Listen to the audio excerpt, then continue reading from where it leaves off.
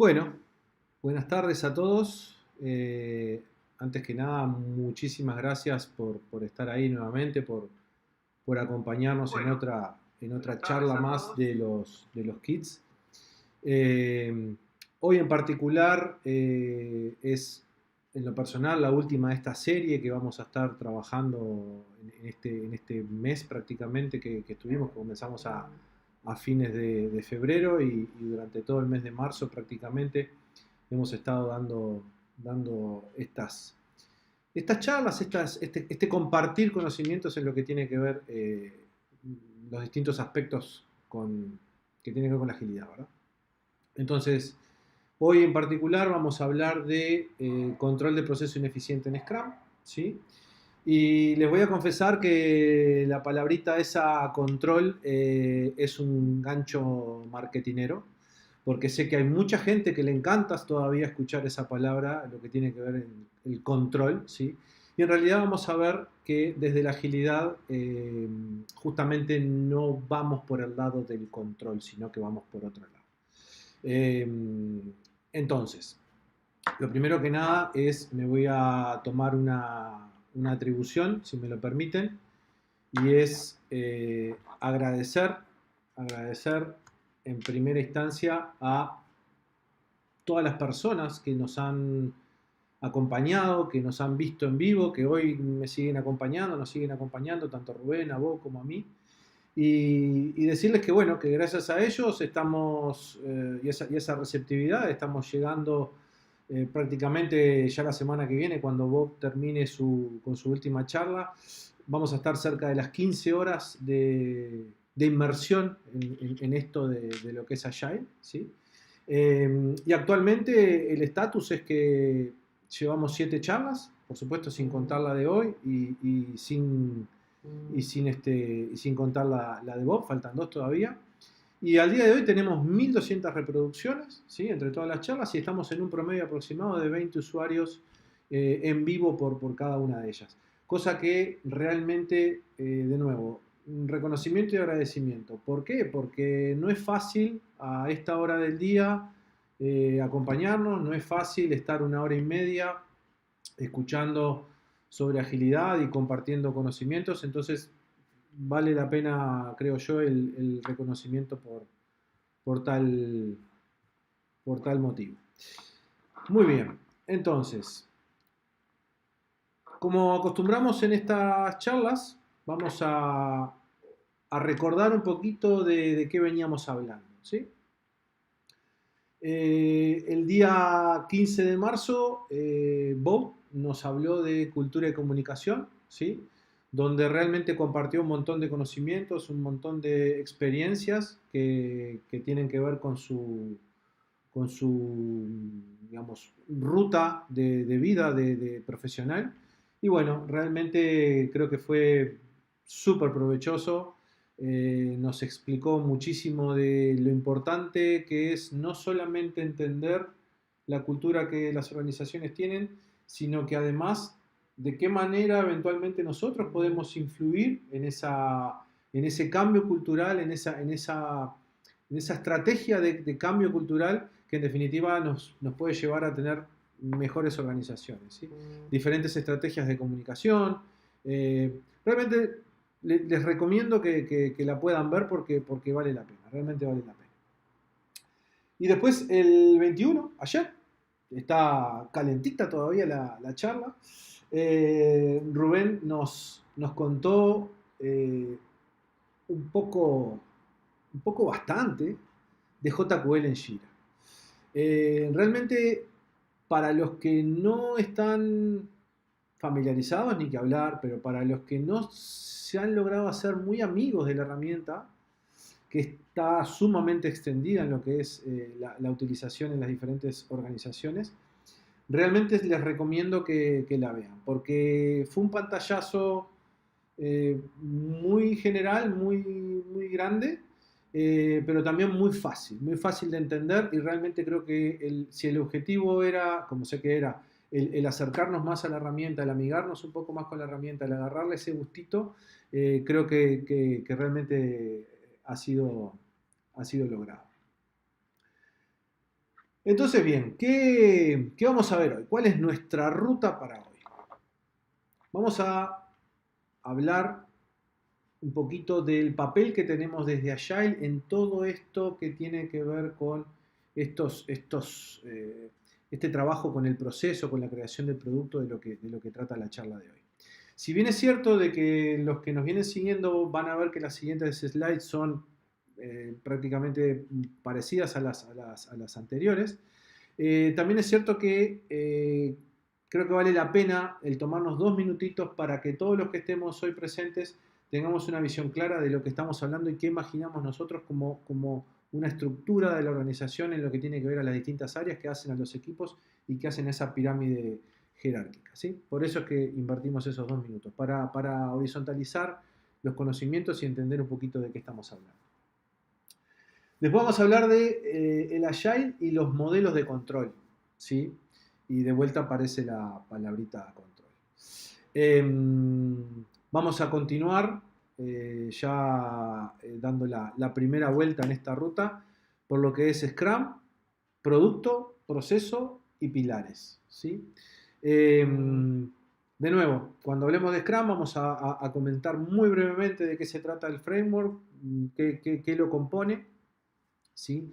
Y fundamentalmente con el mismo objetivo, con el darle a la audiencia que tenemos hoy aquí una visión un poco más horizontal de lo que venimos trabajando en las charlas anteriores, ¿sí? Para que no sea necesario eventualmente tener que ir a ver otras charlas, pero esa es un poquito la idea.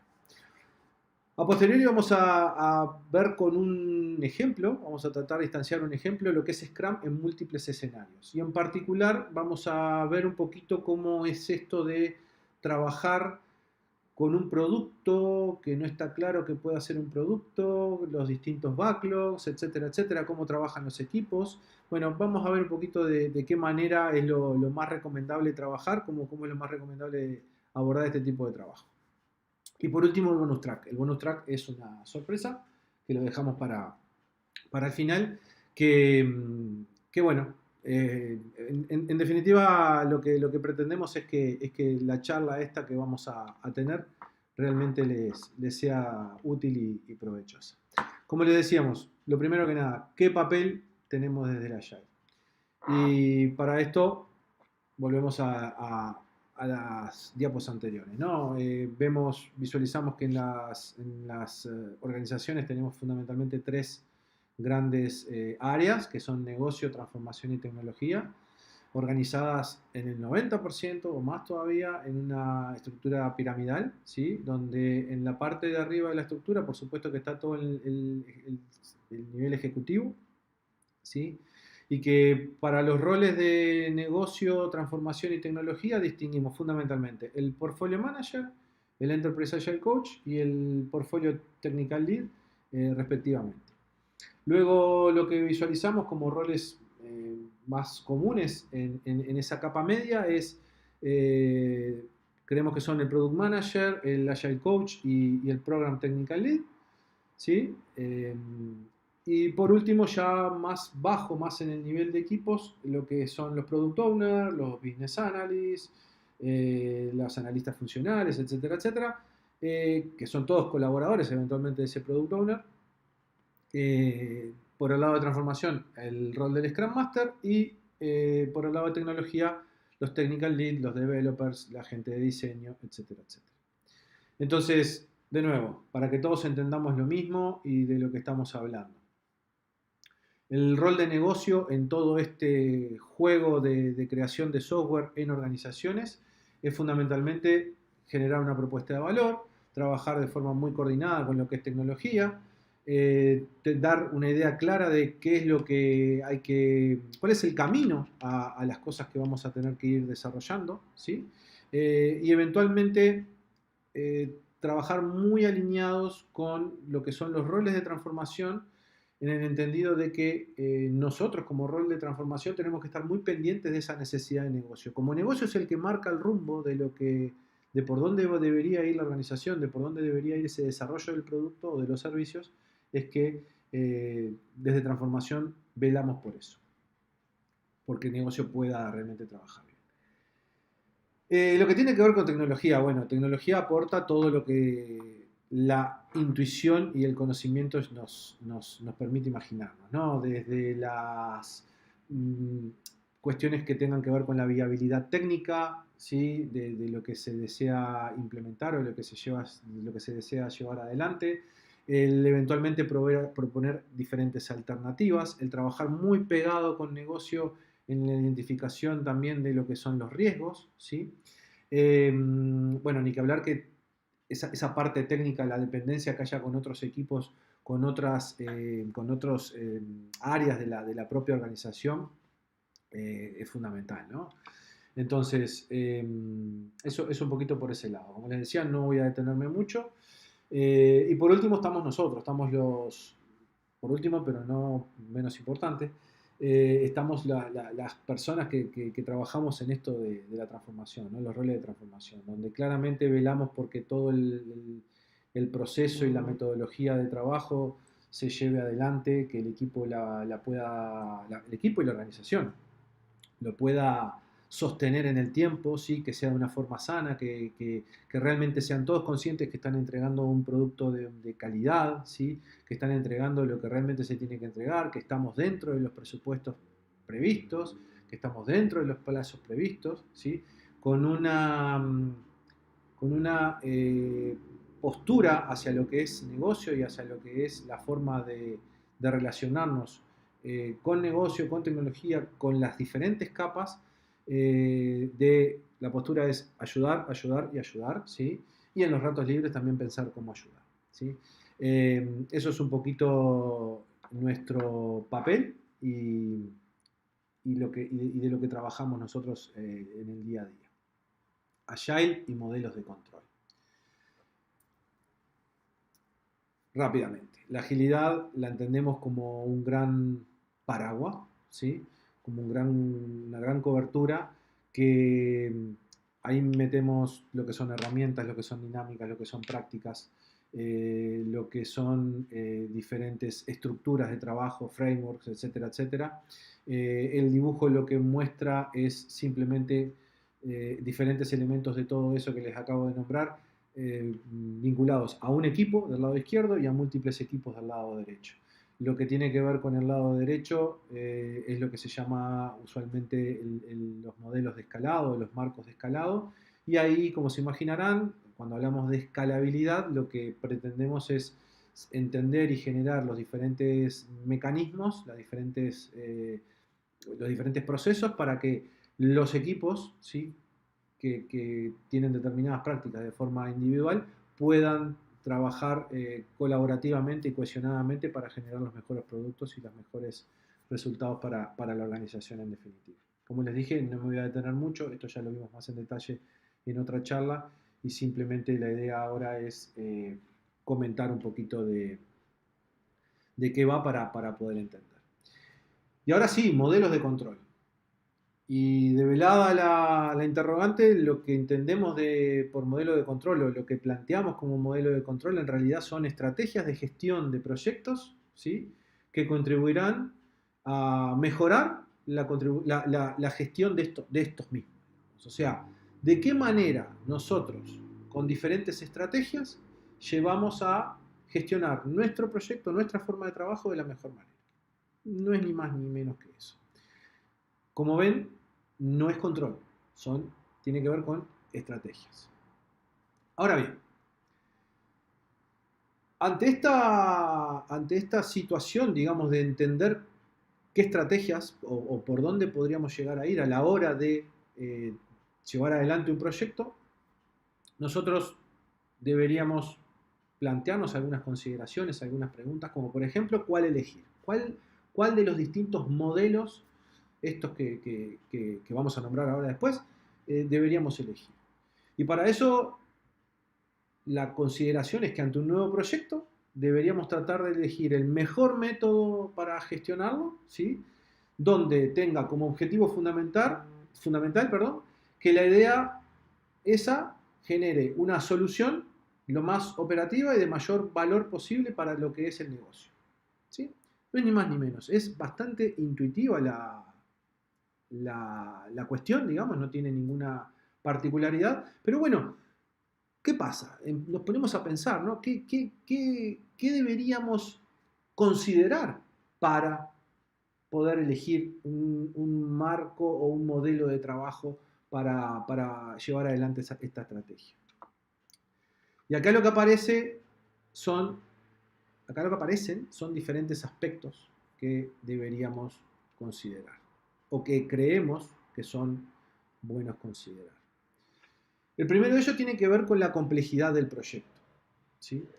Y esto lo vamos a ver ahora en un ratito nada más, un poco más en detalle, lo que vamos a entender nosotros por complejidad del proyecto, ¿sí?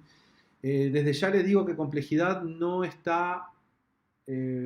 tiene mucho que ver con lo que es complicación, ¿sí? Son cosas diferentes.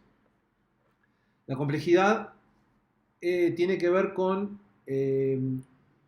cuánta certeza, puede estar ligado a cuánta certeza podemos llegar a tener a la hora de encarar la resolución de determinadas situaciones, ¿sí? De determinadas necesidades. La complejidad puede venir dada por el lado de cuán predecible podría llegar a ser el planteo de determinada solución. Luego lo otro que tenemos también es el nivel de incertidumbre. Y claramente está ligado a esto que acabamos de decir. Está muy ligado a lo que es la complejidad, y el nivel de incertidumbre también tiene que ver con el conocimiento de, en este caso, no de la solución en sí, sino del contexto que nos rodea, ¿sí? ¿Cuánto podría llegar a cambiar ese contexto que nos rodea? Otra cosa importante que creemos que deberíamos valorar, considerar para tomar esa decisión de qué estrategia en definitiva elegir, son los datos, ¿sí? ¿Qué datos tenemos? ¿En qué nos podemos apoyar en nuestra historia de la organización para poder trabajar en esto de esa decisión que tenemos que tomar? Otro aspecto que creemos que también es importante es la estabilidad. Y la estabilidad va sumamente vinculada a distintos aspectos. Aspectos como, por ejemplo, la tecnología.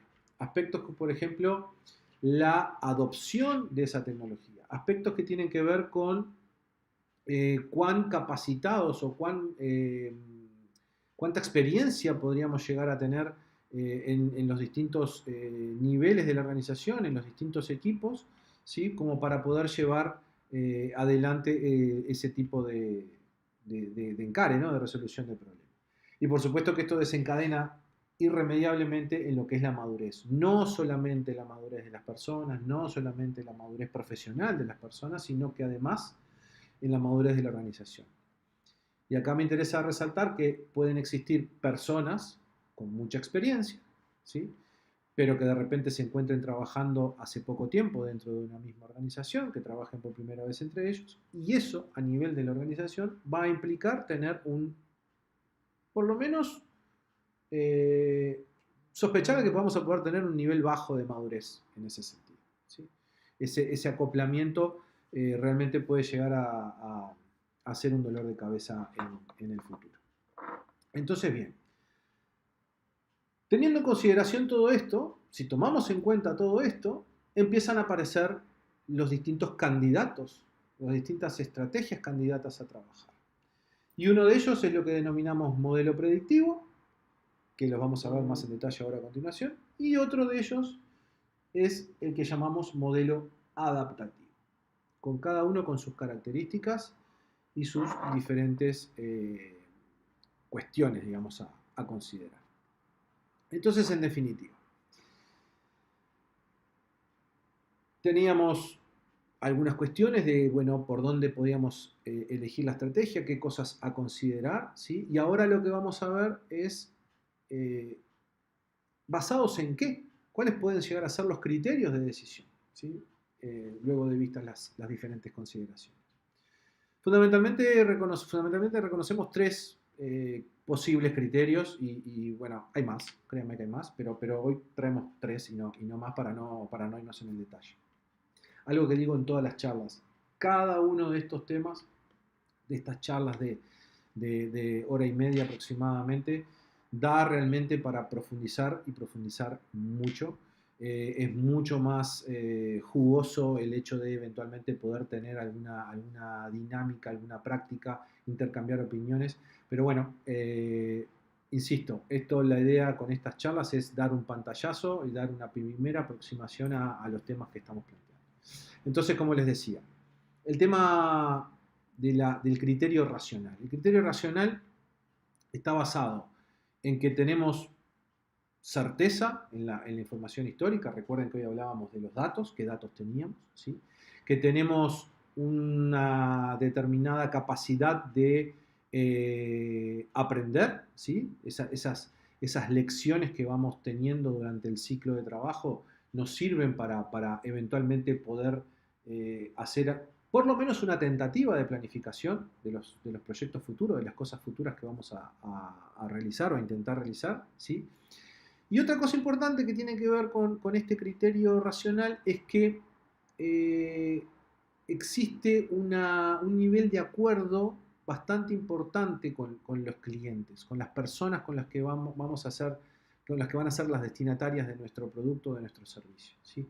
Y el nivel de acuerdo viene dado por la transparencia, la calidad, la confianza, la honestidad, o sea, todos aspectos que permiten generar un gran acuerdo de trabajo para, dada la necesidad, dada la casuística que vamos a intentar resolver, poder generar ese producto, digamos, factible y de valor.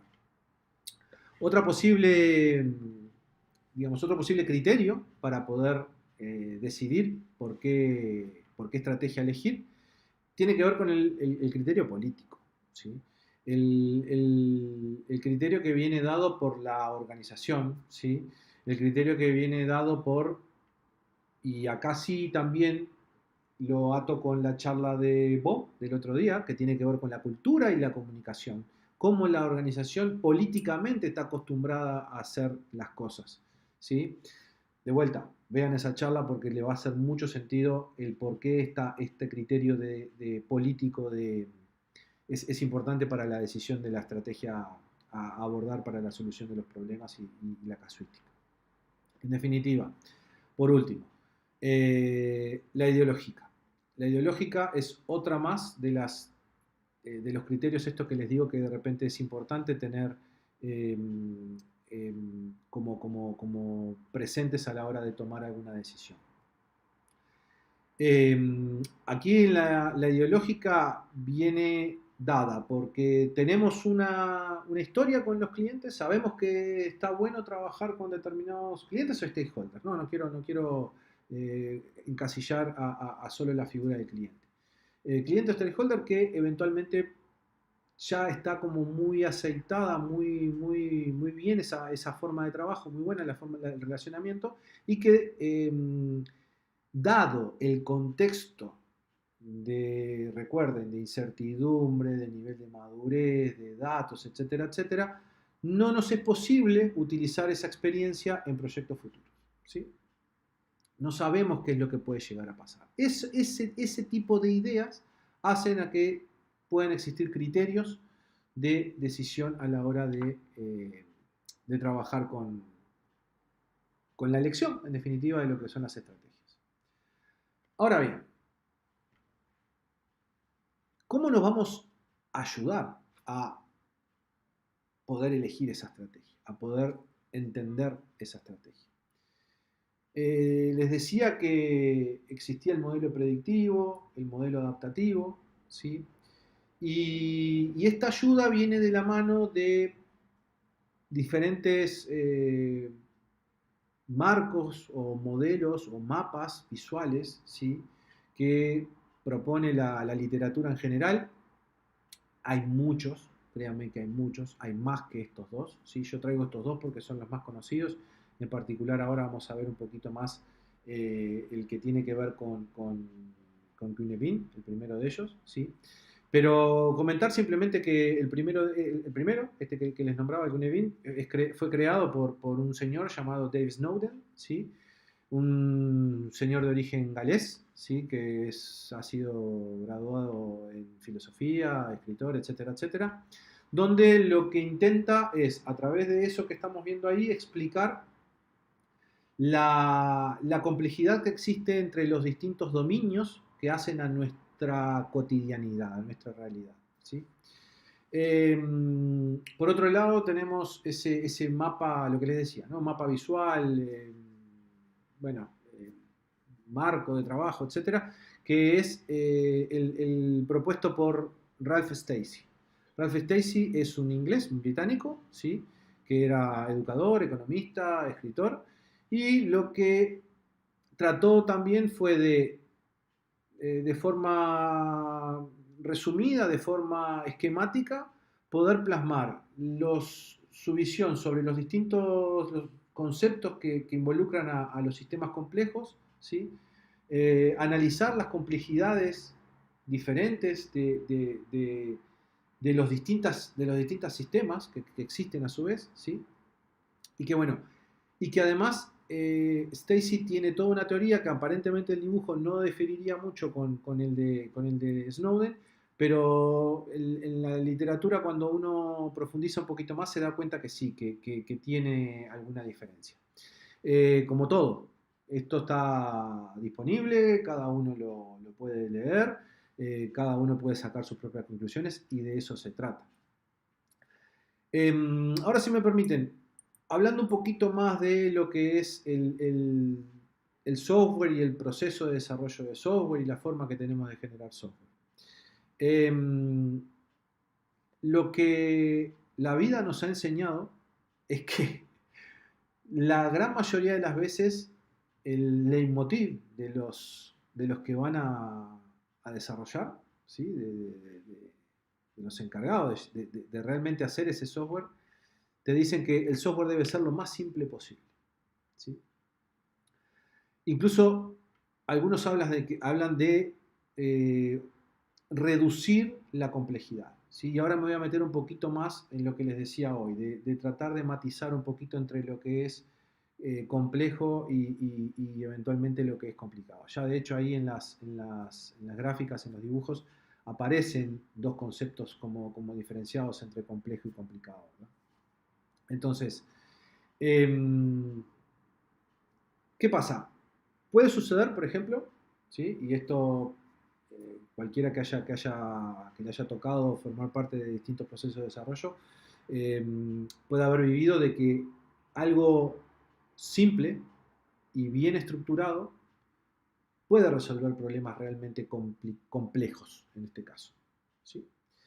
De la misma manera, o, o de manera opuesta en realidad, más que de la misma, un software que se vea en su creación, en su estructura bastante complicado y bastante desordenado, puede ser que se comporte de una manera esperable y eventualmente pueda resolver cosas de una forma sencilla o de una forma ordenada. Es como que están las dos opciones, ¿no? A la hora de la práctica de lo que es el desarrollo de software. A nosotros nos gustaría plantear que cuando hablemos de complejidad, ¿sí? Vamos a atarlo o a llevarlo a lo que tiene que ver con la posibilidad de predictibilidad, ¿sí? En el caso del software, como veníamos hablando, hablamos de todo lo que tiene que ver con inteligencia artificial, redes neuronales, teoría de juegos multijugador, etcétera, etcétera, ¿sí? A ese tipo de software es el que nosotros eh, los invitamos a llamarlo complejos, ¿sí? Esto que les decía de la complejidad está muy atado a lo que es la ciencia de la complejidad. Ustedes dirán, ¿y por qué nos estamos metiendo tanto en la complejidad? Bueno, ahora vamos a ver por qué nos estamos metiendo tanto en la complejidad. A ver un segundo.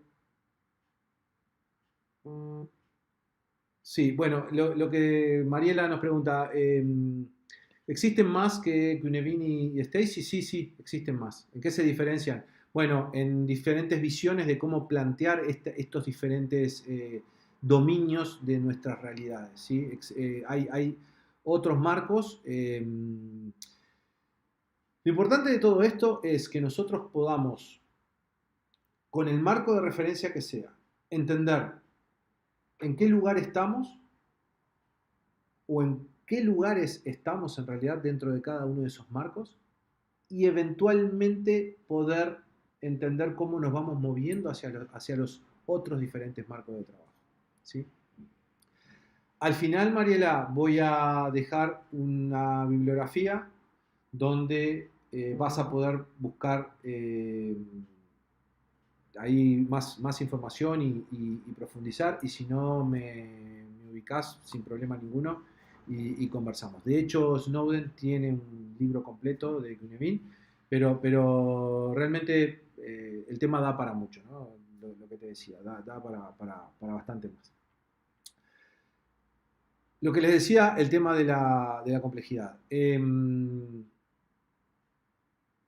Contando el final de la película, nosotros en lo que tiene que ver con el desarrollo de software y en el mundo en que estamos viviendo ya desde hace muchos años, ya es un tema que no está en discusión, nos movemos en entornos complejos.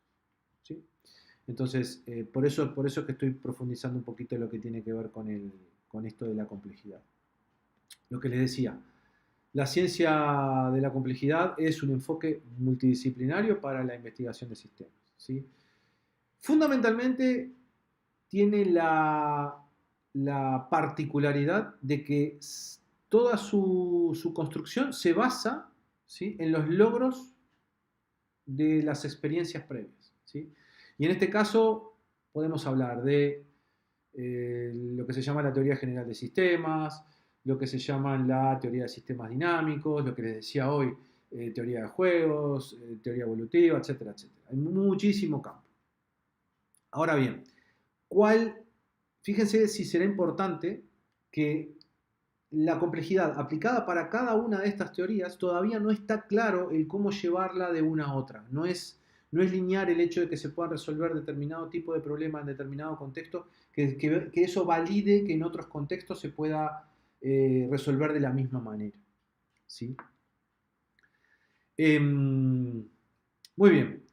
En resumen, complejidad, indicación de previsibilidad, complicación, indicación de comprensibilidad. ¿Sí? Y esto es un poco lo que quería comentar ya más al final de estos comentarios. Todo lo que tenga que ver con la complicación o la simplicidad de las cosas tiene que ver con cuán comprensible es, ¿sí?, lo que estamos, de lo que estamos hablando. La conclusión de todo esto es que quien equivoca el contexto en el que estamos trabajando, o sea, esta evaluación, todo esto que estamos hablando ahora, de entender en qué contexto estamos, claramente, claramente, es muy factible que erre la decisión. ¿Sí? Y el errar esa decisión, el entender en qué contexto estamos, nos va a llevar indefectiblemente a tomar una mala acción. Y acá no tengo otra que pensar en las organizaciones que todavía creen que el programar con la vieja metodología, ¿no?, con el waterfall, con el modelo en cascada, es lo más cierto, lo más válido, lo más razonable. Cuidado, con esto no quiero decir que waterfall no sirve para nada y que o el modelo predictivo no sirve para nada y que el modelo adaptativo o todo lo que tenga que ver con Agile es la bala de plata. No. Lo que quiero decir es esto que estamos hablando acá. Tenemos que tomar conciencia de cuál es nuestro contexto, dónde nos movemos, ¿sí? Tomar todas esas pautas como referencia, ¿sí? Y basado en esos criterios y los que puedan extender en la bibliografía, poder tomar una decisión. ¿Sí? Es de comprender y decidir. Nada más que eso. En algunos casos puede ser que Waterfall sea una idea válida, digamos. Ahora bien, lo que les decía de entrar un poquito más en detalle en lo que son los diferentes modelos dentro de el mapa o el marco de Cunevin. Esa elipse azul que aparece ahí, que estamos viendo, lo que quiere mostrar es que durante el proceso de resolución de estas casuísticas, de estas situaciones problemáticas en algunos casos, de estas necesidades, ¿sí? Eh, podemos estar cambiando, ¿sí? De un contexto a otro, de un entorno a otro. Podemos estar pasando de lo que es complicado a lo que es complejo, de lo que es complejo a lo que es complicado. Esta cadencia, por llamarlo de alguna manera, podemos llamarlo que es una cadencia denominada de oscilación, ¿sí? Y es donde las metodologías ágiles funcionan especialmente bien, ¿sí? El tema aquí, y ya lo vamos a ver en detalle cuando expliquemos más en profundidad cada una, es que, por ahora hagan fe de esto que les voy a decir, es que en este tipo de cambios, en este tipo de movimiento que haya de un contexto a otro, podemos caer en lo que se llama, y la gente de transformación estamos muy atentos a que no pase, a no dejar que pase, a lo que es la parálisis por análisis, ¿sí? Esto es lo que genera, cuando ustedes escuchen hablar de parálisis por análisis, seguramente estemos en algo de este tipo, ¿sí? En algo de cambio de contexto y entender cosas que suponíamos que se deben hacer de una manera, pero en realidad deberíamos experimentar y así continuar con el análisis. Ahora bien, seguimos. Esta otra elipse amarilla que está cortando lo desordenado que aparece ahí y tiene un poco en complicado, un poco en complejo, un poco en lo que es el entorno, el contexto, perdón, caótico, tiene que ver con la innovación. Y si ustedes se percatan, tiene que ver un poco la innovación con el caos, el proponer cosas, esas técnicas de brainstorming, esas técnicas de divergencia donde, bueno, no sabemos por dónde va a ir bien el tiro, qué soluciones hay, etcétera, etcétera.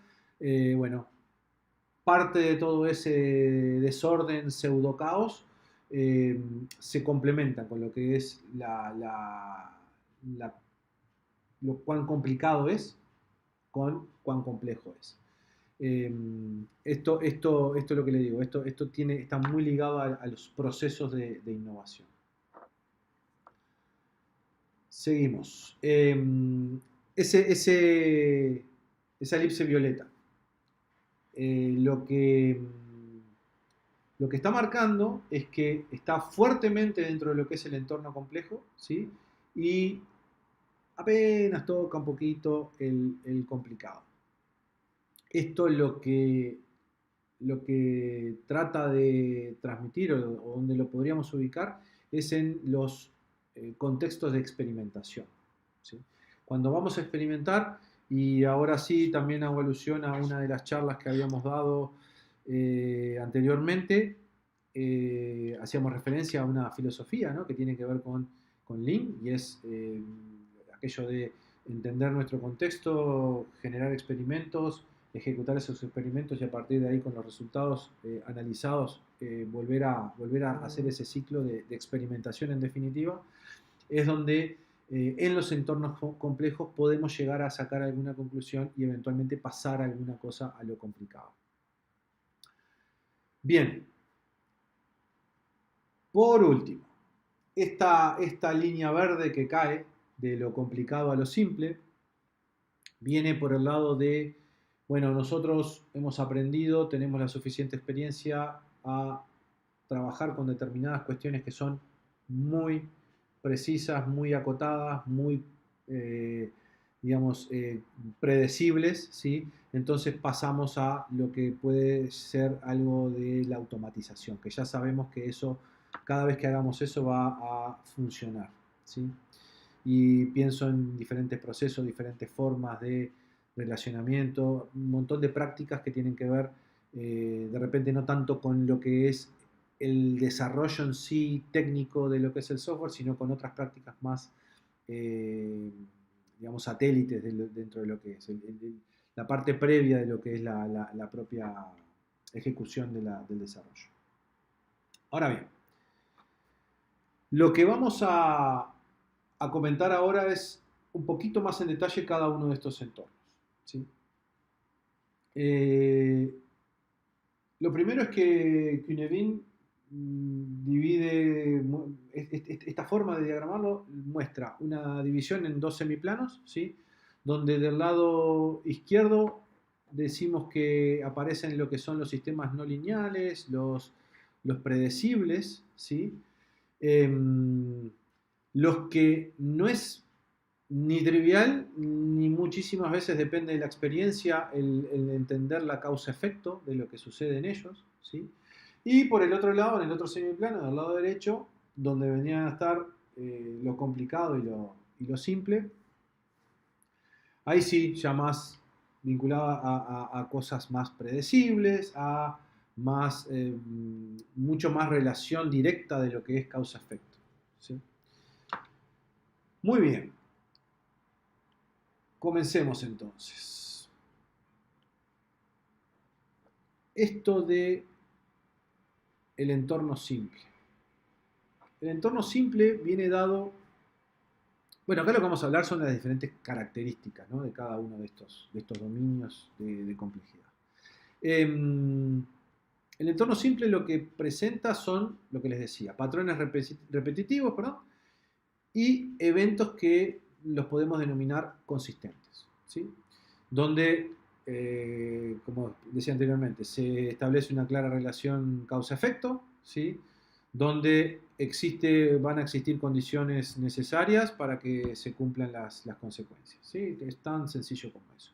Hay causas claras de lo que pasa, ¿sí? Y la acción tiene un resultado total y absolutamente esperado. De lo que se habla en este tipo de contextos, en este tipo de dominio, es de las mejores prácticas. Y para establecer mejores prácticas, obviamente tenemos que tener un conocimiento previo, que es lo que hablábamos hoy. Pasamos por los otros diferentes contextos para lograr es factible que podamos pasar por los otros contextos para lograr esta mejor práctica, ¿sí?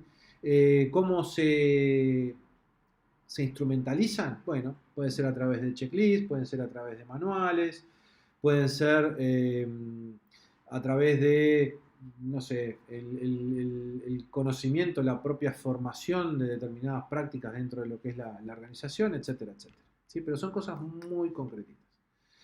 En estos contextos, en estos dominios, lo que se dice es que se percibe primero, se categoriza después y se responde. ¿Sí? ¿Por qué? Porque primero entender qué es lo que tenemos entre manos y una vez que entendemos lo que es entre manos, buscamos a qué categoría o estadio pertenece y inmediatamente ejecutamos la acción natural. ¿Qué tipo de prácticas habituales encontramos en esto? Y voy a intentar hacerlo una correlación, digamos, hacer una continuidad con diferentes juegos, digamos, que estamos acostumbrados a tener entre manos, ¿no? En lo que tiene que ver ya más a lo que es a la fábrica en sí, ¿sí? Eh, son las clásicas líneas de producción, ¿no? Donde siempre se hace lo mismo. Y acá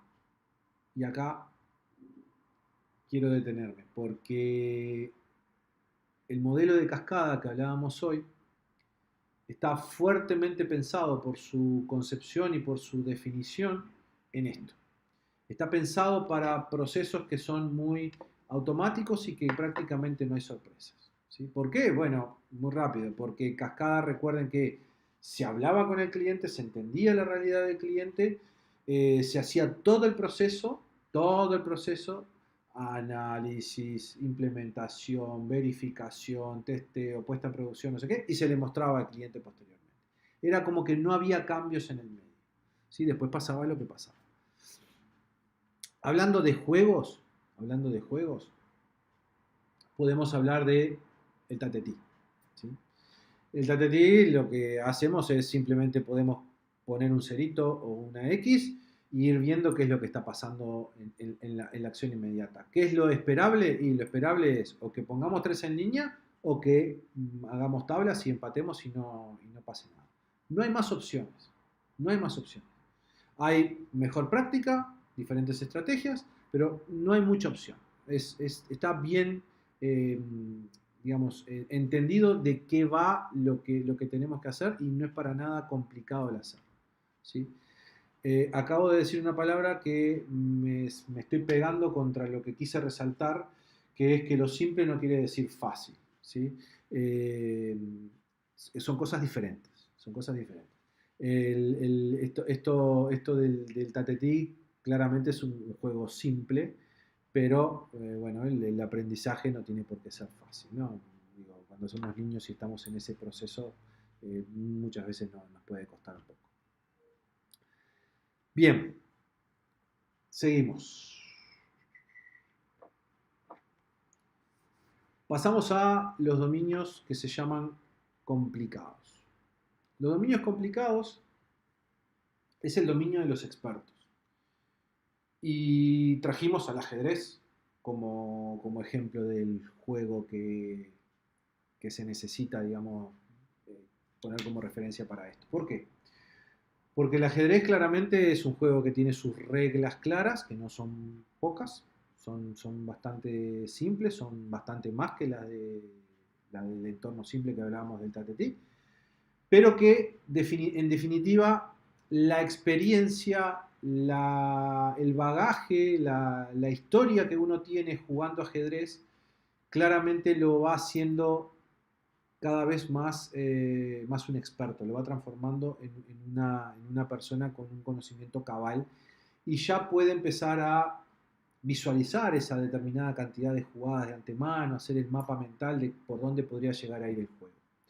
Para todo esto, creemos que en este entorno complicado las tareas son relativamente estables, ¿sí? Son predecibles, ¿sí? El tema de los movimientos, etcétera, pero que requieren de un conocimiento experto. ¿Sí? ¿Por qué? Por lo que les decía, porque seguramente cuando uno juegue, en el caso del ajedrez, cuando juegue con un novato, va a serle mucho más sencillo que cuando juegue con una persona con experticia. Existe también lo que es la medición, existe la necesidad de tener métricas. ¿Sí? ¿Por qué? Porque justamente el hecho de estar trabajando siempre con lo que denominamos buena práctica, ¿sí? Es necesario, para trabajar con una buena práctica, es necesario entender cuánto vale esa práctica, cuantificar esa práctica. Y para saber eventualmente cómo pasar a esa mejor práctica del sistema simple, si se aplica, si vale la pena, si va el caso, necesitamos tener una medición para saber cuál es la mejor de esas prácticas. En definitiva, lo que decimos en estos contextos es que los líderes deben percibir, analizar y responder. ¿Sí? Ahora bien, me quedé pensando en poder dar un ejemplo de cosas más cotidianas en lo que tiene que ver con el complicado. Y se me ocurre que perfectamente podríamos hablar de, por ejemplo, un mecánico, cuando llevamos el coche a un mecánico para repararlo. El hecho de que, más allá de que ahora existen supercomputadoras que te analizan todo el coche, etcétera, etcétera, me refiero un poco a la vieja escuela, eh, cuán importante, cuán de valor era para nosotros el saber que le llevábamos el auto al mecánico y que escuchando lo que le estaba pasando al motor, él ya más o menos tenía idea de por dónde podían ir los problemas, por dónde podían ir eventualmente las soluciones. Bueno, eso es otro ejemplo de algo que eventualmente podría estar en un dominio complicado y que se requiere el uso de un experto. Seguimos adelante. Recuerden que tienen el chat, cuando quieran lo utilizan, sin problema ninguno. Muy bien, el tema de la complejidad. Y aquí el hecho de traer el juego del póker en este caso no es casualidad, porque en la complejidad, si bien, en el póker, si bien tenemos claro las reglas, de qué se trata, etcétera, etcétera, Esto va de no tener información de qué es lo que está pasando alrededor nuestro. No sabemos qué es lo que tienen los otros jugadores que están jugando nuestra partida. Entonces, acá lo que hablamos es que ese desconocimiento, ¿sí? Lo plasmamos en un concepto que es que no podemos controlar las variables. No solo no saber, no podemos decir qué es lo que queremos que pase con esas variables. Son cosas que escapan total y absolutamente a nuestra posibilidad de definición. ¿Sí? Esto de trabajar con este grado de incertidumbre nos lleva a lo que se denomina un sistema de, y volvemos a aparecer la palabra control, un sistema de control empírico, ¿sí? Un modelo donde el aprendizaje, la experiencia, tiene mucho que ver. En el caso del póker, por ejemplo, a ver, las probabilidades de resolver una partida a favor nuestra seguramente tenga que ver, bueno, seguramente no, de hecho pasa, aumentan, ¿sí? Aumenta la posibilidad de que ganemos en el entendido de que si ya jugamos con algún otro jugador previamente, porque entendemos un poco más qué es lo que puede estar pasando por su cabeza, podemos entender sus estrategias, etcétera, etcétera. Pero en definitiva, no hay cómo. No hay cómo. Solamente ensayar, tratar de aprender y tratar de probar en la siguiente vez para poder obtener un resultado favorable, digamos. En este tipo de dominios eh, se vale o recomendamos estar muy atentos con algunas preguntas, como por ejemplo, ¿qué estamos haciendo? ¿O para qué estamos haciendo esto? ¿Cuáles son, qué recursos dispongo? ¿No? ¿Con qué cuento? Digamos? ¿Con cuánto tiempo cuento? ¿Sí? Todas estas preguntas hacen a poder intentar hacernos una idea del contexto que estamos o eventualmente tener más claro el nivel de incertidumbre que podemos llegar a tener. Las respuestas a este tipo de preguntas son necesarias para poder ensayar aunque sea una solución. ¿Sí? Hay tiene muchísimo que ver con aspectos que hacen a la creatividad, que hacen a la innovación, que hacen a la comunicación, a la colaboración, a la cohesión entre diferentes equipos o áreas que hacen a la propia organización. Y por lo que les decía, esto de que aprendiendo se va haciendo, lo que hacemos es justamente probar, percibir cómo nos fue con esa prueba, con esa ejecución, y después responder al respecto. ¿Sí? Muy bien. Seguimos. El último de los dominios, el caótico. En el caótico, las condiciones son de un cambio drástico, muy rápido, ¿sí? No hay bueno, por supuesto que no hay causa-efecto, ¿sí? No hay, en el entendido de por qué estamos como estamos, ¿no? O sea, es muy difícil entender cómo llegamos a esta situación eventualmente, ¿sí? Y está muy ligado a lo que es el mundo de las urgencias. Acá voy a dar un ejemplo que muchas veces me río porque, eh, digamos, tiene que ver con nuestra vida como ingeniero, como tecnológico, como informático, donde ante una situación de caos, por ejemplo, que un documento, no sé, se estén escribiendo cosas raras, ¿no? El clásico hackeo que sucede. Bueno, no sabemos por qué, no sabemos qué es lo que está pasando. ¿Qué es lo que decimos usualmente? Apagá, desenchufá la red, desconectá. Es una acción rápida que lo que intenta es cortar esa situación caótica para que luego de haber ejecutado esa acción rápida podamos percibir de que se ha restablecido de cierta manera el orden, entre comillas, ¿sí? La paz, diría yo, ¿sí? Y a partir de ahí empezar a reconstruir y empezar a generar nuevas respuestas, ¿sí? Va de acción muy rápida a los distintos sistemas, digamos, que generan ese caos, ese caos. Muy bien, seguimos adelante.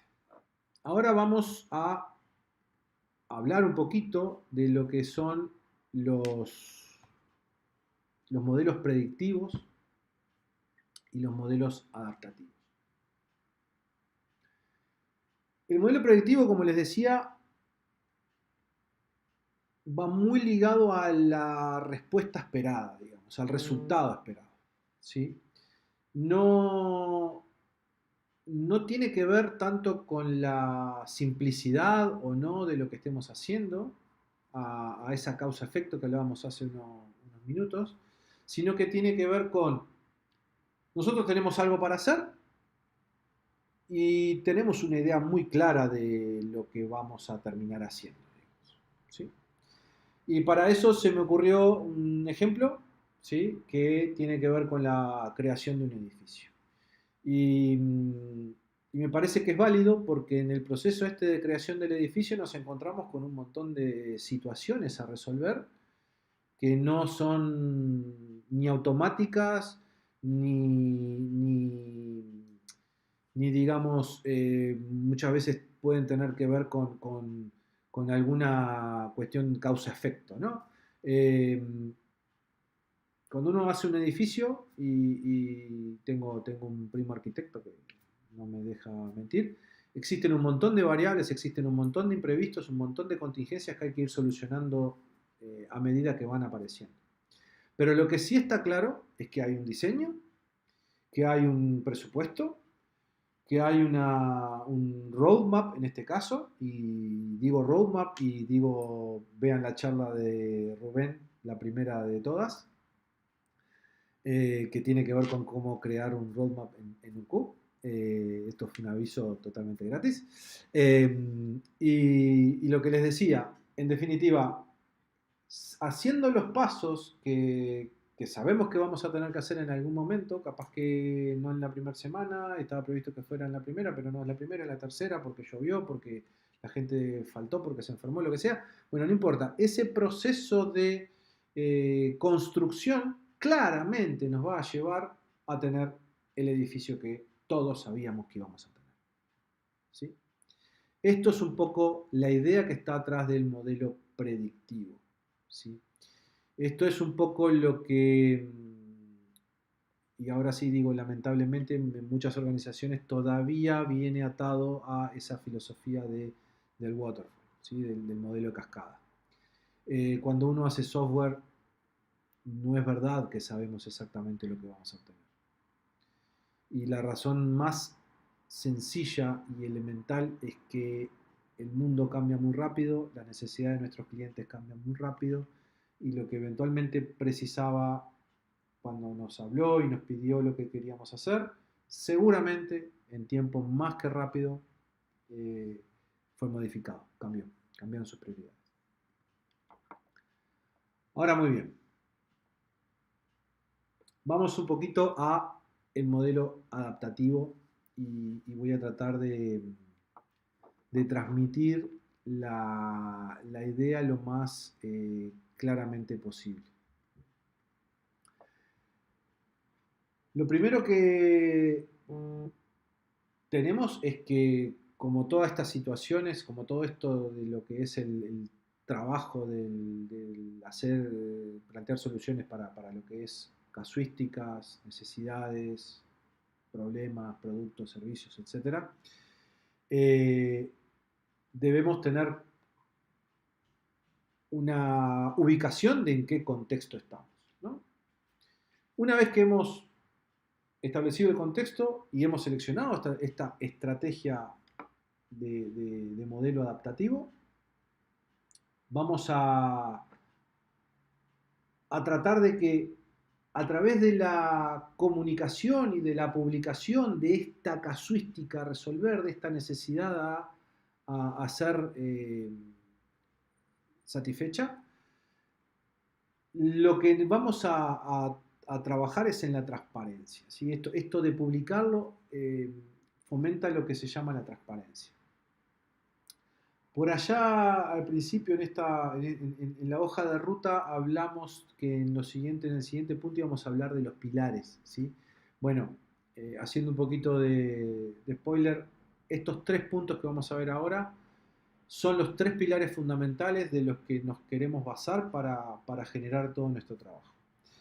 Entonces, lo que les decía, haciendo pública esa casuística, sabiendo todos lo que está sucediendo, lo que está pasando, el objetivo a resolver, es que nos apalancamos en ese pilar que es la transparencia. Esa transparencia justamente va a permitir generar posibles soluciones, o por lo menos una posible solución, de una manera más colaborativa, de una manera más eficiente también, ¿por qué no? ¿Sí? Y esta posible solución lo que va a apuntalar o a acompañar es al otro pilar del cual queremos hacer referencia hoy, que es la inspección. La inspección es estar viendo permanentemente qué es lo que estamos haciendo. ¿Sí? ¿Para qué? Para ver si eso que efectivamente estamos haciendo plantea o permite dar algún tipo de solución, aunque sea parcial, a esta casuística, a este problema que estamos generando. Que estamos solucionando. Ahora bien, cuando la solución, esta posible solución, se toca con la casuística, o sea, realmente le da solución a ese pedacito de situación, es lo que nosotros planteamos como el aprendizaje. ¿Sí? Este aprendizaje nos lleva y nos apalanca al tercer pilar, que es la adaptación. Y en la adaptación lo que tenemos que tener presente es el siguiente cuestionamiento. Es, nosotros, ¿tenemos que seguir por este lado, por esta posible solución, o es necesario pivotear? O tomamos algo de esta solución y también es necesario pivotear. De eso se trata la adaptación. Este ciclo, como lo vamos a ver ahora, la idea es que sea continuo. Y quiero que presten atención ahora a lo que le va a pasar a la casuística. Perdón. Vamos de nuevo. Estos tres pilares, disculpen, estos 3 pilares es lo que llamamos el empirismo. ¿Sí? El empirismo tiene que ver con, digamos, va de la mano a todo lo que uno sabe sin necesidad de tener un conocimiento científico previo, digamos, sin tener una base, digamos, muy académica o muy ilustrativa previamente. ¿Sí? Decimos que el empirismo es la base, digamos, está basado, perdón, en la experiencia, ¿sí? Y tiene su origen y sus límites en lo que conozcamos, en lo que vayamos viendo, en lo que vaya resultando. ¿Sí? Ahora sí. Disculpen, me había olvidado que venía esa diapo. Lo que les decía, lo que pasaba con la casuística, ¿no? La casuística, ante este primer ciclo de transparencia, inspección y adaptación, planteamos una posible segunda solución o una posible segunda iteración para una solución de esta casuística. Pero esta casuística cambió, ya no es la misma. Ya hay cosas que no son tan importantes o hay cosas que antes no eran importantes y ahora sí son más importantes. Y bueno, tenemos que generar una posible solución 2, que seguramente tenga cosas que ver con la primera solución o no. Y que eso, en definitiva, puede llevar a nuevamente generar algún punto de contacto con esa casuística y tener esa nueva aproximación a la solución global de esta nueva casuística, porque cambió respecto a la casuística anterior. Y hemos vuelto a cumplir el ciclo. La casuística sigue pública, sigue transparente, de modo que todos sepan qué es lo que estamos solucionando y cómo lo estamos solucionando, a través de la inspección, a través de ese planteo de posible solución. Con ese planteo de posible solución, generamos una aproximación a esa resolución, digamos, y generamos lo que les decía, el aprendizaje, el ciclo del aprendizaje. Vuelve a cambiar la casuística, vuelve a aparecer una tercera iteración de la solución y volvemos a satisfacer más de lo que teníamos en esa casuística, en esa necesidad no satisfecha hasta el momento. De eso se trata el modelo adaptativo. De eso se trata el poder generar soluciones de una forma sana, de una forma escalonada y siempre, siempre, siempre, siempre esta casuística va a responder a las necesidades más importantes que tengan nuestros clientes, nuestros destinatarios de lo que estamos haciendo, clientes, stakeholders, etc. Por lo tanto, este ciclo virtuoso, podríamos decir, lo que nos permite es permanentemente estar entregando lo más valioso para lo que el cliente nuestro está necesitando. Seguimos adelante. Vamos a hablar un poquito de Scrum, de producto, de procesos, de proceso y de pilares. Lo dicho, esto ya lo vimos en la anterior, vamos a hacerlo súper mega rápido para no digamos, tardarnos mucho. Scrum es, digamos, un marco de trabajo utilizado fundamentalmente a nivel de equipo, donde se trata de ciclos cortos de entrega de producto, de entrega de software, en este caso, ¿sí? Donde en él existen fundamentalmente tres roles fundamentales, que son el del Product Owner, el Scrum Master y el equipo de desarrollo. Recuerden lo que hablábamos hoy, las tres patas, ¿sí? Luego tienen un conjunto de actividades, ¿sí? Que es el propio ciclo del sprint, la sprint planning, que bueno, en la sprint planning se decide qué es lo que se va a hacer en ese ciclo del sprint, ¿sí? Es un compromiso que se establece, que asume el propio equipo.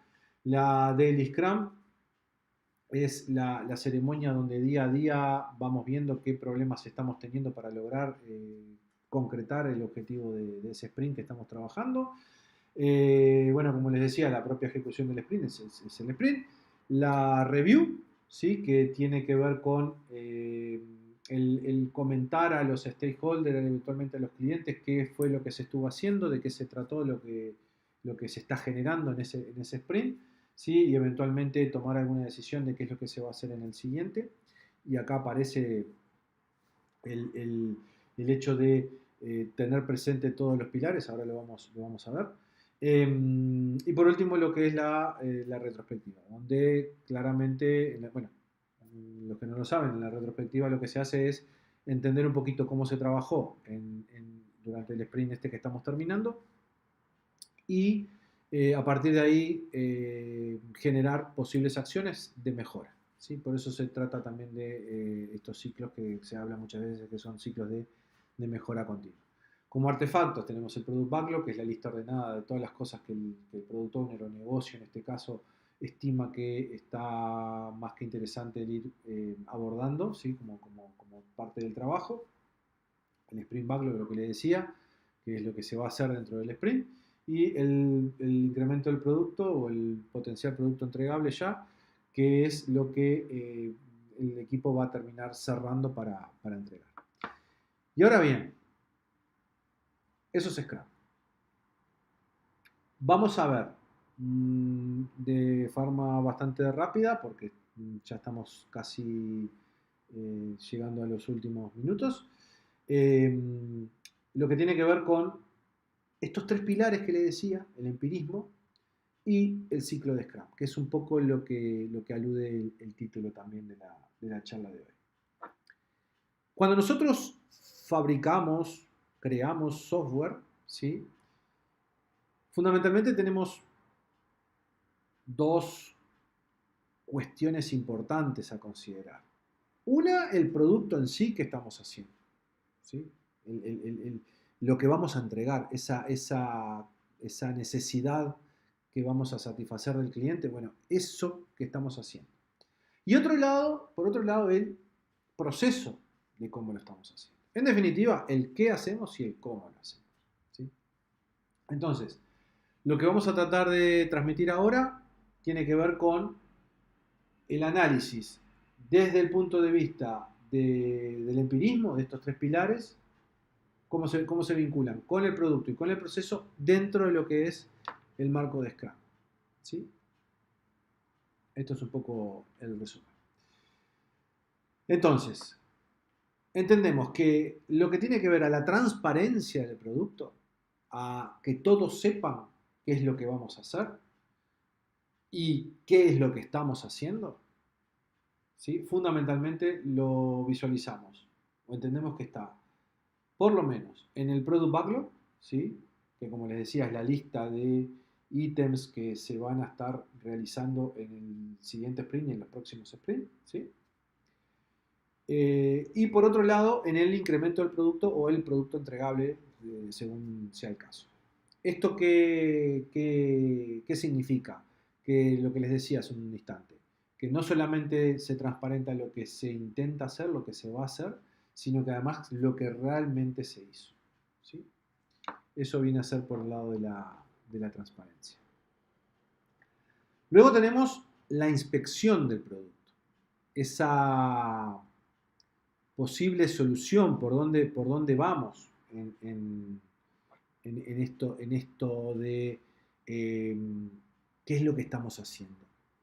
¿Sí? En la Sprint Review, como les decía, y muchísimas veces mal llamada la demo del sprint, ¿sí? En esta ceremonia sí se hacen demos, se hacen demostraciones cuando se muestra qué es lo que se hizo, pero no es el objetivo fundamental, digamos, es un objetivo más. ¿Sí? Si hay algo para mostrar, se muestra. Pero como les decía, en esta Sprint Review se analiza esa solución y eventualmente, y aquí creo que es lo más importante, el por dónde va a ir la solución o qué propuesta podría llegar a tener la solución del sprint siguiente. Y eso nos pone de lleno en lo que es la adaptación. ¿Por qué aparece en la planning? Aparece en la planning porque en la planning es en el momento que efectivamente se toma la decisión de qué es lo que se va a hacer con esa propuesta de lo que se va a hacer. En la Sprint Review, como les decía, se analiza un poco, se ve qué es lo que va a ir al backlog, si hay algún cambio de prioridad en el backlog, etcétera, etcétera. Eso, de cierta manera, es una propuesta de profundización de la solución o de pivoteo. Es una propuesta. Pero donde realmente se transparenta y se ve la adaptación, esa profundización o ese pivote, es en la planning. ¿Por qué? Porque es la ceremonia donde se toma la decisión de que esto efectivamente es lo que se va a hacer. Lo que se va a hacer. ¿Sí? Bien. En cuanto al proceso. El proceso es el cómo lo estamos haciendo. ¿Sí?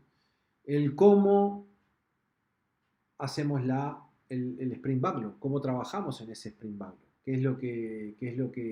cuál fue el compromiso que se asumió, ¿sí? El cómo vamos a estar trabajando en los distintos componentes durante todo el ciclo de Sprint, ¿sí? En las daily, ahí no está la línea, pero en realidad queda cubierta por esas otras dos.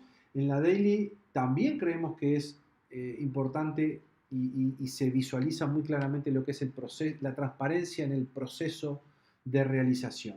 ¿Sí? ¿Por qué? Porque es lo que les digo, se discute cosas como qué problemas estamos teniendo, si no hay atascos, o sea, si la gente no queda paralizada, y de vuelta voy un poquito a lo de hoy, de la parálisis por análisis, ¿no? Analizando a ver tal o cual cosa, no, bueno, eso tiene todo que ver con el proceso, el cómo es la dinámica del trabajo. Bueno, eso en la daily también genera y se visualiza la transparencia en lo que es el proceso. Y por último, que no es un elemento de Scrum en sí, del marco, pero sí aparece como formando parte de lo que debería ser un ítem del Product Backlog, está lo que se llama el Definition of Done, la definición de realizado, ¿no? En este caso, también creemos que el tener esa lista de elementos que van a permitir saber si ese ítem del backlog se realizó o no, eh, el contenido de esa lista también va a colaborar al proceso de transparencia. Disculpen que vaya rápido, entiendo que si alguno no está familiarizado con el marco y qué hay dentro del Definition of Done o de repente no puede quedar tan claro el proceso de transparencia, vayan a la charla del otro día, que ahí lo explicamos más en detalle, ¿sí? En lo que tiene que ver con las competencias del producto. Bien, seguimos. En lo que tiene que ver con al proceso, el cómo estamos haciendo las cosas, pero en este caso vinculados a los pilares de inspección y de adaptación. Y un poco por la propia definición de retrospectiva es de lo que va, ¿no? En la retro lo que el equipo hace es decir, bueno, este trabajo que hicimos, ¿cómo lo hicimos? ¿Qué hicimos bien? ¿Qué hicimos mal? No en cuanto al producto, sino a la forma de trabajo, ¿sí? De hecho, la retrospectiva se trata de eso, se trata de ver qué hicimos mal, qué hicimos bien, qué opciones tenemos de mejora y qué acciones podemos tomar para realmente llevar adelante ese posible proceso de mejora. Entonces, claramente, tanto la inspección como la adaptación están englobadas en lo que, o consideramos que están englobadas dentro de lo que es fundamentalmente la retrospectiva. Muy bien, seguimos adelante. Entramos en uno de los ejemplos que hacen a la cotidianidad y que realmente creemos que pueden aplicar un poco a lo que es Scrum en múltiples escenarios y realmente es muy común ver en las distintas organizaciones. Vamos a hablar, vamos a comentar vamos a hacer un análisis de cómo podría ser un producto, ¿sí? Pero en este caso con múltiples product backlogs. Breve reseña. El product backlog es la lista ordenada, priorizada de los elementos que se van a construir durante un X ciclo de desarrollo, normalmente un Q o un PI, ¿sí? Y la cual va a generar un producto entregable a cliente. Eso es a grandes rasgos y en situación ideal lo que es el Product Backlog. Entonces, en el entendido que en el Product Backlog está todo lo que deberíamos hacer para entregar un producto, podemos abusar un poco del lenguaje y del contexto y decir que el Office, el viejo y querido Office, que todos conocemos, la herramienta de oficina por excelencia de los últimos años, los últimos años, toda la vida, el Office es un producto en sí mismo, ¿sí? Y acá seguramente todos estemos de acuerdo que el Office es un producto en sí mismo. Ahora, pero ¿es verdad que el Office es un producto en sí mismo? Todos sabemos que existe Word, que existe Excel, que existe Outlook, que existe PowerPoint. Y que todos esos, en sí mismos, pueden llegar a ser considerados un producto. De hecho, no sé ahora, pero hace unos cuantos años, Microsoft permitía comercializarlos de forma independiente. Ahora, ¿qué es un producto? ¿Cómo vemos nosotros un producto? ¿Cómo ve la organización un producto? Bueno, eso es parte de lo que la organización tiene que establecer. ¿Qué es lo que entiende por producto? ¿Qué va a ser un producto para la organización? Puede ser que un producto sea, de repente más intuitivamente, en este caso, como un producto de productos. Se vale. Se vale.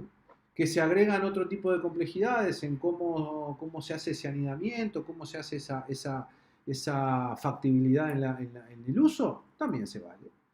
Pero lo importante es que acá es que el concepto de producto puede variar dependiendo del punto de vista, dependiendo de la perspectiva, dependiendo de la organización. Y que lo que sí se debe establecer es qué es el producto o un producto para la organización. Entonces, dado que este producto, ¿sí?, tiene su forma de ser creado, ¿sí?, y su forma, me refiero al proceso, a la estrategia, al marco, etcétera, etcétera.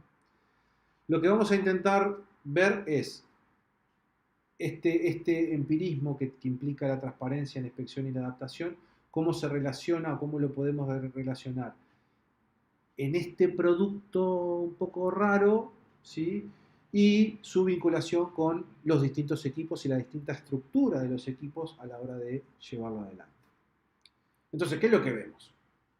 Vemos, por ejemplo, que un conjunto de equipos, ¿sí?, esto que vemos acá, un conjunto de equipos puede estar trabajando directamente con este elemento, con este producto, que este otro conjunto con este otro producto y así sucesivamente. ¿Qué es lo importante en cuanto al empirismo?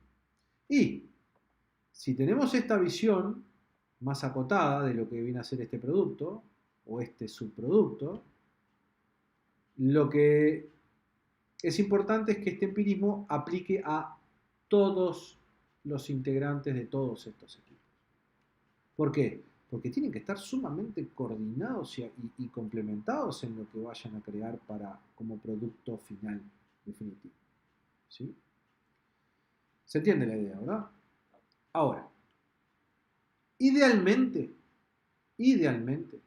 lo que la literatura muchas veces nos muestra, a la hora de enseñarnos Scrum y los escalados y todas estas cosas maravillosas que después nos damos cuenta que en la realidad es porfiada, como digo siempre, y no muchas veces coincide.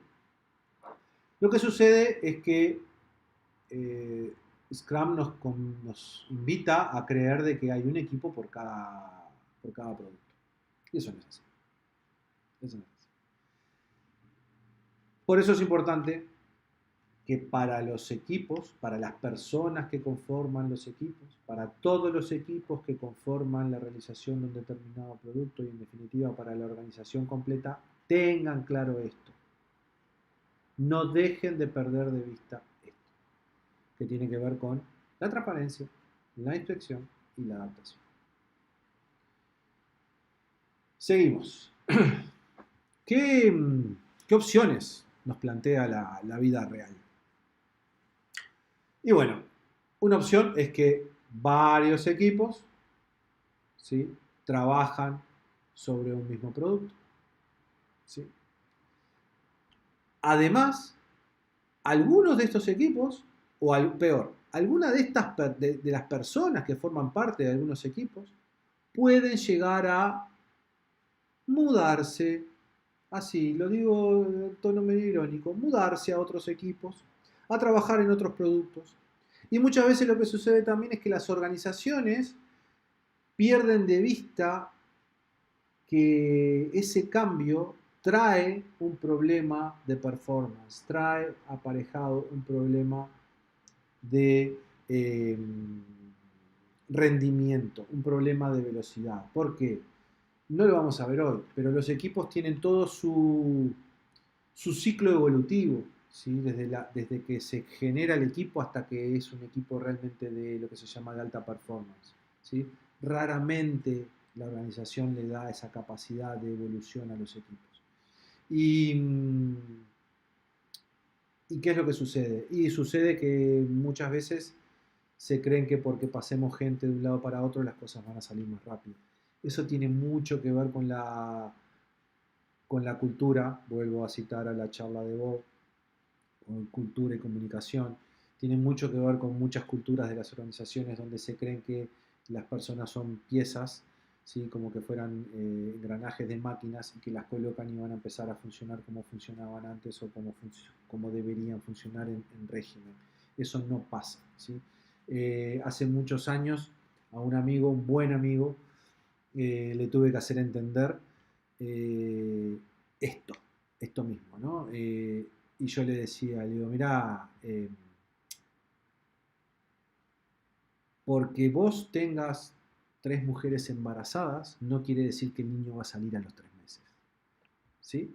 El proceso es lo que demora, ¿ok? Entonces, no es verdad que porque vos contrates más desarrolladores en este momento del desarrollo, porque vos creas de que hay que darle un empujón, es válido de que metas más gente y que eso realmente sea un proceso de simplificación de tiempo, de ahorro de tiempo. Pero no me quiero ir, ya me estoy yendo por las ramas. En definitiva, varios equipos a un mismo backlog. O, lo que es peor, un equipo a varios backlogs, ¿sí? Y esto de varios backlogs también es aplicable a varias tareas a la vez dentro del mismo backlog. No vamos a entrar en eso hoy. Simplemente comentar que hay estudios donde muestran, y esta es una gráfica que así lo hace notar, que cuanto más eh, proyectos o tareas estén haciendo al mismo tiempo, se estén haciendo al mismo tiempo, eh, más es grande el detrimento en cuanto a la eficiencia, en cuanto a la capacidad, en cuanto a la efectividad de lo que estamos haciendo, ¿sí? Por lo tanto, el resumen de todo esto es: traten de que en sus trabajos poder tener foco, foco en lo que se está haciendo, que lo que se haga, que lo que se empiece a hacer se pueda terminar, que sea factible realmente de que eso suceda. Bonus track. Ya estamos en el final de la charla. Esto ya es el regalo, digamos.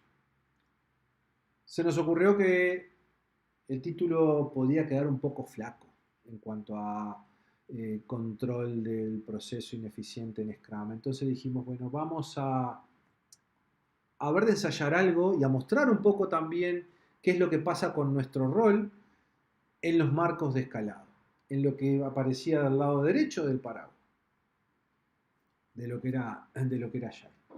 Entonces,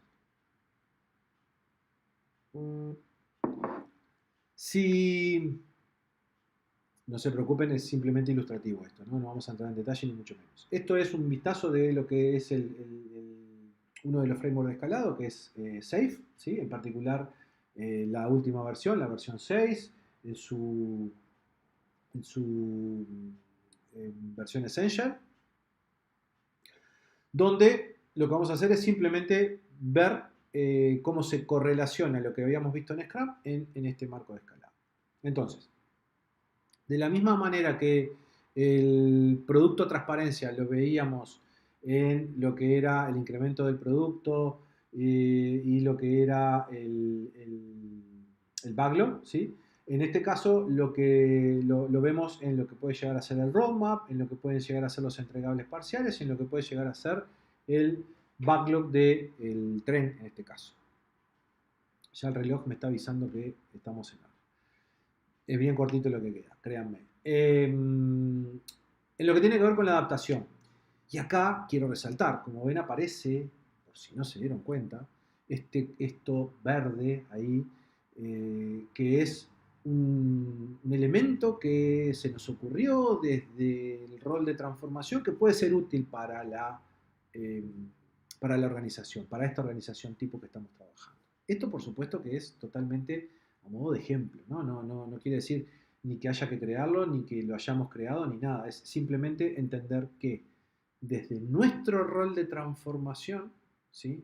No solamente velamos por lo que decía la slide primera, el cumplimiento de la metodología, etcétera, etcétera, sino que además irrumpimos en lo que es ese marco y podemos llegar a plantear estrategias nuevas, estrategias que realmente le sean importantes y necesarias a la organización. Y entonces ahora, a modo de ejemplo, se me ocurrió decir, bueno, creamos un elemento, un artefacto que se llama planning del art, del tren, ¿sí? Entonces, el producto de adaptación podría estar en lo que es el Spring Backlog que en este caso es el backlog del PI de, la, de los equipos y además del tren, ¿sí?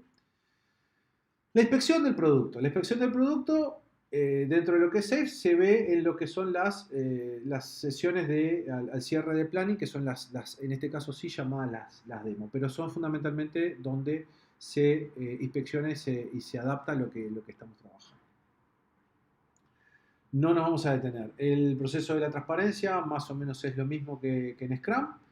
Lo que tiene que ver con el proceso en la inspección y la adaptación, se nos ocurrió crear una retro del tren, por ejemplo, ¿sí?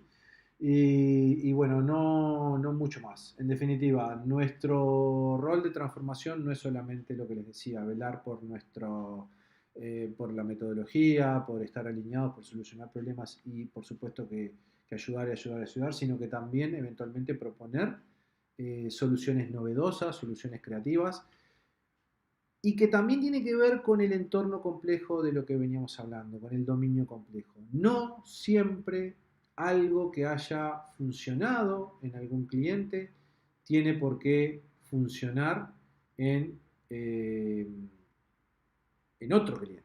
¿Sí? La misma cuestión. Muy bien, esto es para romper los ojos, esto es de maldad nomás, como diría Rubén, que dice que soy bastante malo. Bueno, y Bob también lo dice muchas veces. Simplemente en todo lo que es el marco SAFe, cómo quedaría muy a grandes rasgos esto que les acabo de comentar. No se asuste que no lo vamos a detener. Esta slide está recién salidita del horno y lo que les quiero transmitir es que esto es un ejemplo, SAFe es un ejemplo de cómo la evolución, en este caso de un marco de trabajo, no es un producto, no es un servicio, es un marco de trabajo, cómo a través de el involucrar a la comunidad que lo lleva adelante, cómo a través de transparentar los resultados que se van obteniendo con la aplicación de cada una de estas propuestas de marco de trabajo, cómo a través de la inspección de diferentes soluciones o adaptación y, perdón, inspecciones de diferentes soluciones y adaptaciones de esas diferentes soluciones han hecho evolucionar este marco de trabajo. Esto simplemente para que vean cómo, y además rápido en el tiempo, ¿no? Del 2012 al 2023 han pasado 9 versiones diferentes de SAFe, cómo realmente esto de aprender y evolucionar es factible, es realmente bueno y es realmente recomendable. Lo que tiene que ver con estas tres personas que aparecen ahí, Rubén, Bob y yo, comentarles que somos el Team Agile de Singular, que estamos a su absoluta orden para lo que necesiten, ¿sí? De mi parte, y hago extensivo seguro de parte de ellos también, el agradecimiento más que importante a todos ustedes que nos están acompañando y en los vivos y además nos acompañan en en las visualizaciones posteriores. Decirles eso, muchísimas gracias. Perdón. Bob, no te enojes, fue sin querer, fue un lapsus. Comentarles que Bob nos va a estar invitando a su última charla, ¿sí? Que tiene que ver con, bueno, el título por ahora es Un palo, cañas y coaching, pero vamos a ver si lo mantenemos. En realidad vamos a estar dando un cierre a lo que son este primer ciclo de charlas Kids. Les adelanto que vamos a estar dando en breve una charla por semana, ¿sí? Donde, bueno, la idea es seguir compartiendo y creciendo un poco en comunidad estas experiencias de la Agile. Bibliografía.